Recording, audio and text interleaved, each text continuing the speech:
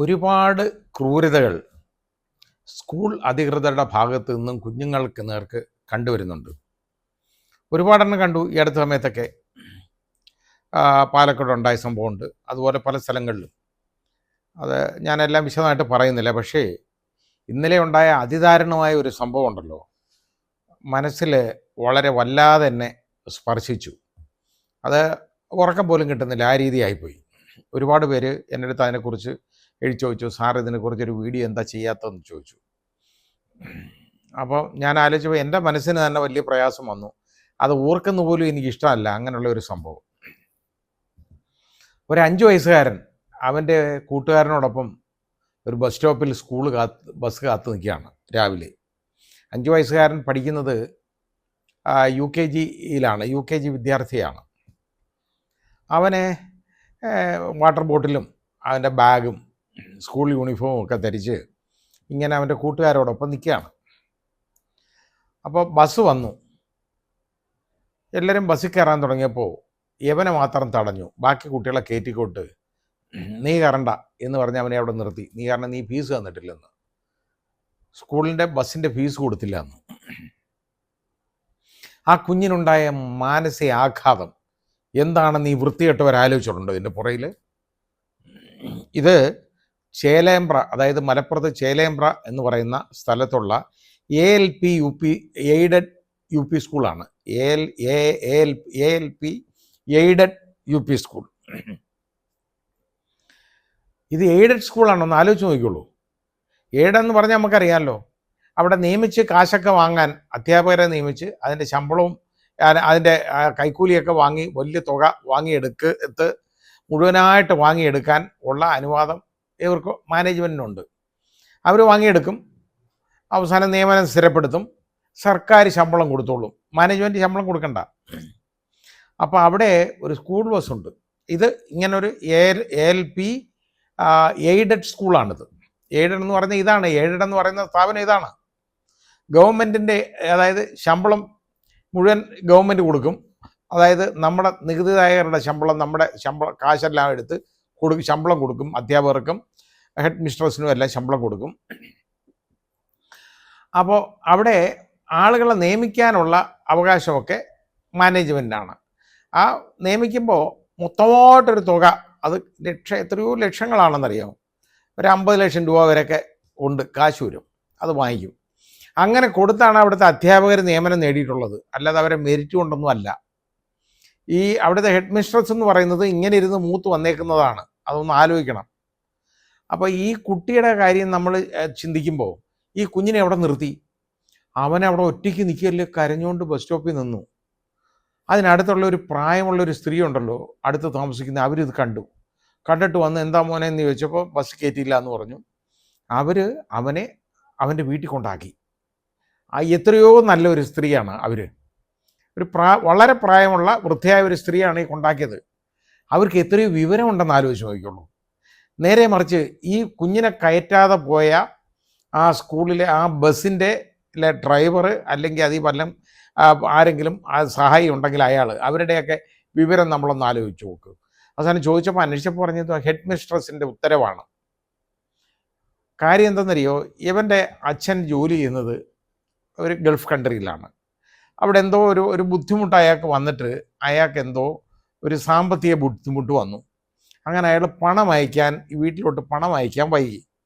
സാധാരണഗതിയിൽ അവർ പണം നോക്കിയിരിക്കും. ഗൾഫിൽ നിന്ന് പണം കറക്റ്റ് വന്നാലേ ഇവിടുത്തെ കാര്യങ്ങൾ നടക്കുള്ളൂ. അങ്ങനെ പണം അയക്കാൻ വൈകി.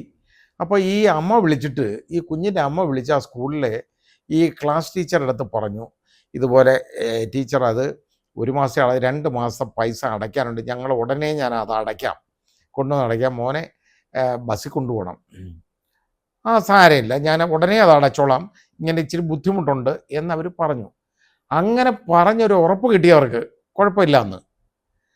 അങ്ങനെ ഉറപ്പ് കിട്ടിയതുകൊണ്ടാണല്ലോ ഈ കുഞ്ഞിനെ ഈ ബസ് സ്റ്റോപ്പിലേക്ക് വിടുന്നത്.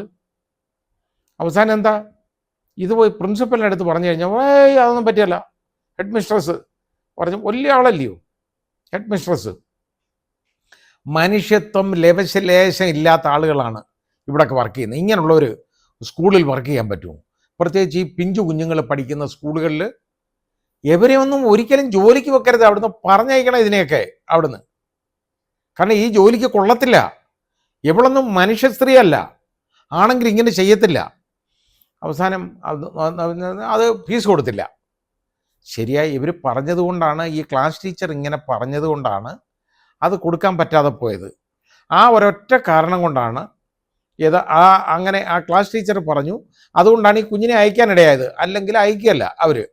അല്ലെങ്കിൽ അവരെങ്ങനെയെങ്കിലും കഷ്ടപ്പെട്ട് എവിടുന്നെങ്കിലുമൊക്കെ കടം വാങ്ങിച്ചോ എരന്ന് വാങ്ങിയോ എന്തായാലും കുഞ്ഞിനെ സ്കൂളിൽ വിടാൻ വേണ്ടി ഈ ബസ്സിൻ്റെ ഫീസ് ആദ്യം അടയ്ക്കും. ഇവർ പറഞ്ഞുകൊണ്ടൊരു ചെറിയ സാവകാശം കിട്ടുമല്ലോ എന്നുള്ള തെറ്റിദ്ധാരണയിലാണ് ഈ പാവപ്പെട്ട അമ്മ ഈ കുഞ്ഞിനെ സ്കൂളിലേക്ക് അയക്കുന്നത്. അന്നേരമാണ് ഹെഡ് മിസ്ട്രസിൻ്റെ ഉത്തരവ്. നാണമില്ലേ ഇവക്കൊക്കെ ടീച്ചറാന്ന് പറയാൻ, ഹെഡ് മിസ്ട്രസ്സാന്ന് പറയാൻ? ഒരു കുഞ്ഞിനെ ബസ്സിൽ കയറ്റാതിരിക്കുന്നതാണോ? ആ കുഞ്ഞിനോട് ആരുമില്ല. അവനെ ഒറ്റയ്ക്ക് അവിടെ നിർത്തിയിട്ട് ബസ് പാഞ്ഞു പോവുകയാണ്. ആ കുഞ്ഞ് കരഞ്ഞുകൊണ്ട് അവിടെ നിന്നു. അവനെ ആരെങ്കിലും പിടിച്ചോണ്ട് പോയിരുന്നെങ്കിൽ ഇവരാരെങ്കിലും സമാനം പറയുമോ? ഇപ്പം ഈ കുഞ്ഞുങ്ങളെ ഒരുപാട് മാർക്കറ്റിൽ ആവശ്യമുണ്ട് കേട്ടോ, വെറുതെ പറയുന്നതല്ല.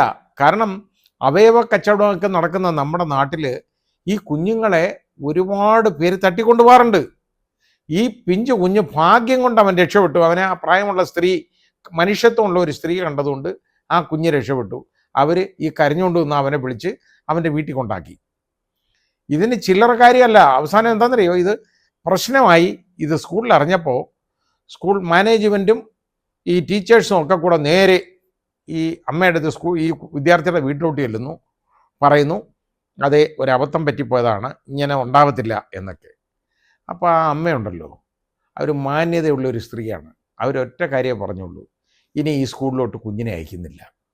ഇത്രയേ ഉള്ളൂ. കാരണം വേറെ മാർഗ്ഗമില്ല. ഈ സ്കൂളിൽ എങ്ങനെ കുഞ്ഞിനെ വിശ്വസിച്ചയക്കും? കാരണം ഇനി ഇതിൻ്റെ അപ്പുറത്തല്ല ഇനി കാണിക്കുന്നത്. അപ്പോൾ ഈ കുഞ്ഞിൻ്റെ ജീവൻ രക്ഷപ്പെട്ടു എന്നുള്ളത് വലിയ ഭാഗ്യം.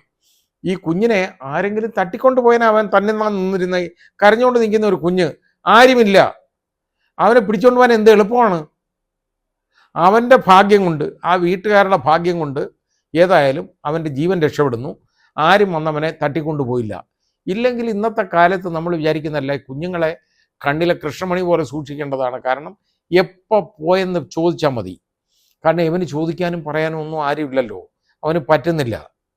അവന് ആ കുഞ്ഞിന് അത്രയും കഴിവല്ല ഉള്ളൂ. UKG പഠിക്കുന്ന വെറും 5 വയസ്സാണ്. അവൻ്റെ ചിന്താശക്തി നമുക്കറിയില്ലേ എന്താണ്? ആ ചിന്താശേഷി നമ്മളൊന്ന് കാണണ്ടേ? അതുപോലും കാണാതെ ആ കുഞ്ഞിനെ സ്കൂളിൽ ബസ്സിൽ കയറ്റാതെ പോയ ആ ബസ്സിലെ ഉദ്യോഗസ്ഥർ, അതേപോലെ തന്നെ ഈ ഹെഡ് മിസ്ട്രസ്, ഇതിനെ ഒന്ന് സർവീസ് വെച്ചുകൊണ്ടിരിക്കാൻ കൊള്ളത്തില്ല. ഇതിനെയൊക്കെ എടുത്ത് ദൂരെ എറിയണം. അതാണ് വേണ്ടത്. കാരണം ഇതൊന്നും മനുഷ്യത്വമുള്ളവരല്ല. അധ്യാപിക ആകാനുള്ള ഒരു യോഗ്യതയും ആശ്രയിക്കില്ല. അല്ലെങ്കിൽ ഈ കുഞ്ഞിനെ ഇങ്ങനെ ആക്കൂ. കഷ്ടമല്ലേ ഒരു പിഞ്ചു കുഞ്ഞിനോട് ചെയ്തേ? ഏറ്റവും വലിയ മനുഷ്യാവകാശ ലംഘനമല്ലേ അവിടെ നടന്നത്? കുഞ്ഞിനും അവൻ്റേതായ അന്തസ്സില്ലേ? അവനെ മറ്റ് കുഞ്ഞുങ്ങൾ കേൾക്കുകയാണ് പറയുന്നത്, സ്കൂളിൻ്റെ ബസ്സിൻ്റെ ഫീസ് അടച്ചില്ല, അതുകൊണ്ട് വണ്ടി കയറ്റത്തില്ല എന്ന്. ഒന്ന് ആലോചിച്ച് നോക്കിക്കോളൂ. അവൻ്റെ മനസ്സിൽ, ആ കുഞ്ഞിൻ്റെ മനസ്സിനേറ്റ ആഘാതം ആലോചിക്കണ്ടേ? അവൻ്റെ മനസ്സിനേറ്റ മുറിവ് നമ്മൾ ചിന്തിക്കണ്ടേ? അവനുണ്ടായ നാണക്കേട്, അവനെന്താ അഭിമാനമില്ലേ? അവൻ അന്തസ്സില്ലേ? കുഞ്ഞുങ്ങൾക്കും അന്തസ്സുള്ള ജീവിതമുണ്ട്, കൊടുക്കണം. അതാണ് മനുഷ്യാവകാശം എന്ന് പറയുന്നത്. കുഞ്ഞിനും മനുഷ്യാവകാശമുണ്ട്. ആ മനുഷ്യാവകാശം അങ്ങേയറ്റം ലംഘിക്കപ്പെട്ടിരിക്കുന്ന ഒരു സംഭവമാണ് ഇത്. നമ്മുടെ വിദ്യാഭ്യാസ മന്ത്രി ഇത് കാണുന്നെങ്കിൽ നിർബന്ധമായിട്ടും ഇതിൽ നടപടിയെടുക്കണം. ഈ സ്ത്രീയെ മാനേജ്മെൻറ്റ് അവിടെ നിന്ന് പിരിച്ചുകൊള്ളണം. അതാണ് ചെയ്യേണ്ടത്. കാരണം ഇങ്ങനൊരു കുഞ്ഞിനെ വഴിയിലാക്കിയതിന്. മാത്രമല്ല ക്ലാസ് ടീച്ചർ എഗ്രി ചെയ്തതാണ്. ആ ക്ലാസ് ടീച്ചർ അതിന് നടപടിയെത്തില്ലെങ്കിൽ ആ ടീച്ചറെയും അവിടുന്ന് കളയണം.